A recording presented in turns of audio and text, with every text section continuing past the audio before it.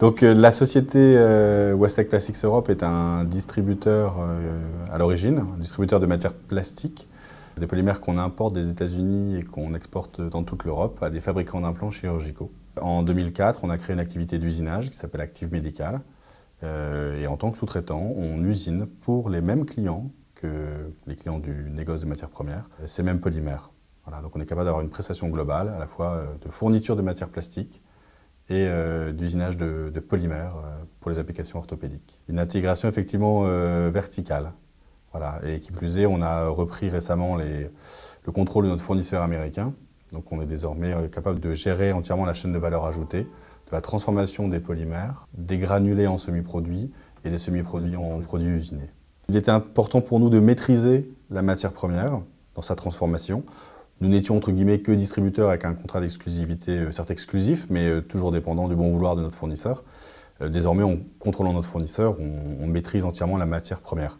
Et on s'inscrit dans une démarche vraiment de contrôle d'une niche de marché sur les polymères pour les applications orthopédiques, c'est quand même très spécifique.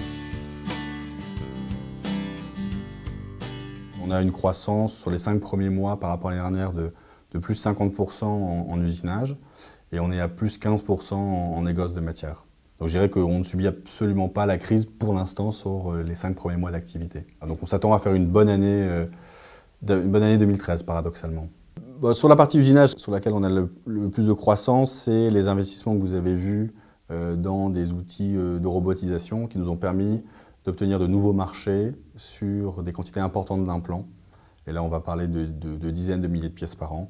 Donc voilà, ça accompagne aussi notre croissance. Et puis, je pense que le marché des fabricants d'implants recherche des sous-traitants qualifiés, hyper spécialisés, et qui ont atteint une taille critique comme on l'a aujourd'hui. Voilà, donc on représente une offre intéressante, je pense, pour pas mal de sous-traitants européens.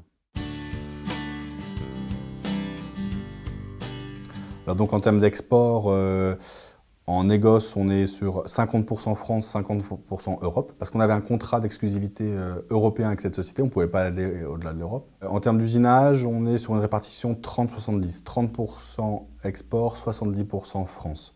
Sachant qu'il est plus difficile d'usiner à l'export que de faire du négoce de matières plastiques. Je vous explique pourquoi, simplement parce qu'il peut y avoir des barrières linguistiques. Usiner des pièces techniques pour des Allemands n'est pas forcément évident, parce qu'il faut parler parfois de détails sur des plans avec des tolérances, des cotes assez serrées. Voilà, donc on a ici pas mal de compétences linguistiques et on usine pour des Allemands, des Suisses allemands, des Suisses francophones aussi, des Italiens, des Espagnols, principalement. Un petit peu pour la Hongrie, mais c'est relativement faible. Et en termes de concurrence, alors sur l'usinage, on a assez peu de concurrence en Europe. Voilà, ce sont des sociétés qui, bien souvent, vont usiner pour d'autres industries qu'uniquement le médical. Et ce sont des sociétés qui sont aussi très spécialisées, bien équipées, et voilà, des PME comme nous. La Chine, en orthopédie, est un pays encore émergent. La Chine et l'Inde. Hein, ils ont maintenant des producteurs domestiques d'implants, mais c'est encore assez balbutiant. Ils utilisent surtout des produits européens et principalement américains. Mais ils apprennent rapidement. J'ai fait un salon à Shanghai il y a 1 an et demi où j'ai pu m'apercevoir qu'il y avait de la demande pour les polymères qu'on commercialisait. Donc on va s'intéresser à ces 2 pays-là, je dirais dans les 2 ans à venir. C'est encore un peu jeune aujourd'hui, on est en veille là-dessus, mais pas très actif en fait. Ce marché est encore très marqué par la domination américaine hein, qui représente à peu près 60-70% des implants produits dans le monde.